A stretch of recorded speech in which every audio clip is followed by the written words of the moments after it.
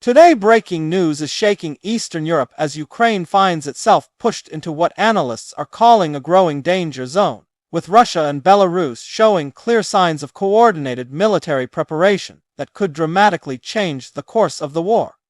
Over the past weeks, troop movements, joint drills, and aggressive statements have increased along Ukraine's northern and eastern borders, creating a sense that Kiev is being slowly but deliberately surrounded.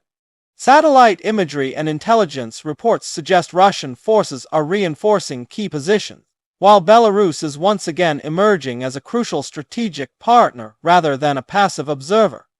For Ukraine, the fear is not just about a single front, but about pressure coming from multiple directions at the same time, stretching defenses and resources to their limits. Russia's military strategy has often relied on overwhelming force combined with psychological pressure, and the current developments seem to follow that familiar pattern. By signaling readiness for escalation, Moscow may be aiming to keep Ukraine and its allies constantly off balance, unsure of where the next major strike could come from. Belarus plays a critical role in this equation because of its geographic position, which opens a direct path toward northern Ukraine and even closer to the capital, Kyiv. Although Belarus has not formally declared war, its territory has already been used for troop deployments, missile launches, and large-scale exercises alongside Russian forces. This blurs the line between neutrality and active involvement, raising alarm not only in Ukraine but also across Europe. For Ukrainian military planners, the possibility of a renewed northern threat forces difficult decisions about how to allocate troops and equipment. Every unit sent north is one less available in the east and south, where intense fighting continues and where Russia has been pushing hard to gain ground. This is exactly the kind of dilemma that can weaken even a highly motivated defense, and Russia is well aware of this strategic pressure. The term surrounded does not necessarily mean a complete military encirclement, but rather a situation where Ukraine faces simultaneous threats that limit its freedom to maneuver. When borders feel unsafe from several sides, supply lines become vulnerable, and civilian anxiety rises sharply. Inside Ukraine, air raid sirens, missile warnings, and reports from the front lines have become part of daily life, creating a constant sense of uncertainty. Morale remains strong, but the psychological toll of prolonged war and looming escalation cannot be ignored. Russia's messaging has been increasingly aggressive, emphasizing readiness, strength, and a willingness to expand operations if its demands are not met.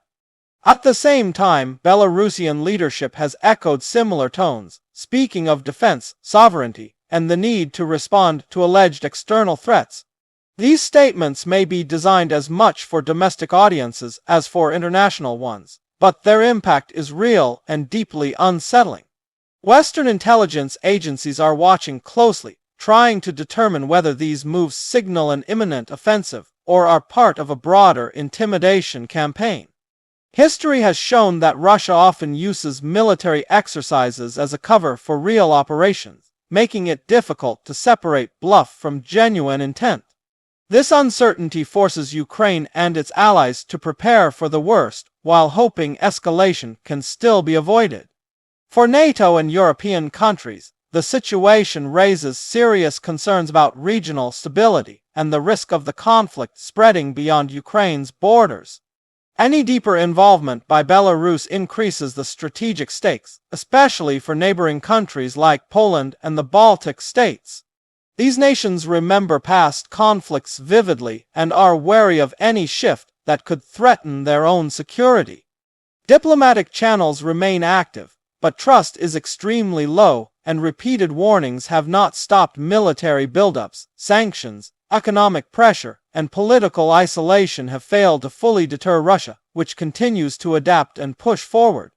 Ukraine, meanwhile, relies heavily on Western military aid, intelligence sharing, and financial support to sustain its defense. Every delay in assistance, every political debate abroad, directly affects Ukraine's ability to respond to mounting threats. The idea of a danger zone also applies to civilians, especially those living near border regions and active front lines. Families face difficult choices about whether to stay, flee, or try to live normal lives amid constant fear. Infrastructure, including power stations, transport routes, and communication networks, remains under threat from missile and drone attacks. Disrupting civilian life is a key part of modern warfare, and Russia has repeatedly shown it understands this tactic well. Belarus's involvement adds another layer of complexity, as it allows Russia to threaten Ukraine without fully exposing its own forces in certain areas. This kind of indirect pressure can be just as effective as direct assault, forcing Ukraine to spread itself thin. Some analysts believe Moscow's goal may not be immediate conquest, but long-term exhaustion of Ukraine's military and society. By keeping the threat level high on multiple fronts, Russia may hope to wear down resistance and weaken international support over time. Others argue that a decisive push could still be planned, aimed at forcing Ukraine into concessions through shock and surprise. Both scenarios are dangerous, and Ukraine must prepare for each simultaneously. International reactions have been cautious but concerned, with repeated calls for restraint and warnings against further escalation. However, words alone have rarely changed the course of this conflict. What happens next may depend on a mix of battlefield realities, political calculations, and unpredictable events. A single incident, miscalculation, or provocation could rapidly spiral into a much larger confrontation. For Ukraine, resilience remains the key theme, as the country continues to adapt, innovate, and fight despite overwhelming odds. From battlefield tactics to diplomatic outreach, Ukraine is trying to show it cannot be easily broken or isolated. The coming weeks are likely to be critical, as movements by Russia and Belarus become clearer and intentions harder to hide. Whether this period marks preparation for a major escalation or another phase of pressure warfare is still uncertain. What is clear is that Ukraine is facing one of its most challenging moments yet, caught in a tightening strategic grip. The danger zone is not just a line on a map, but a reality shaped by fear, force, and fragile hopes for peace. As the world watches, the question remains whether diplomacy can still slow the march toward wider conflict. For now, Ukraine stands alert, surrounded by threats, yet determined to endure and defend its future against the gathering storm.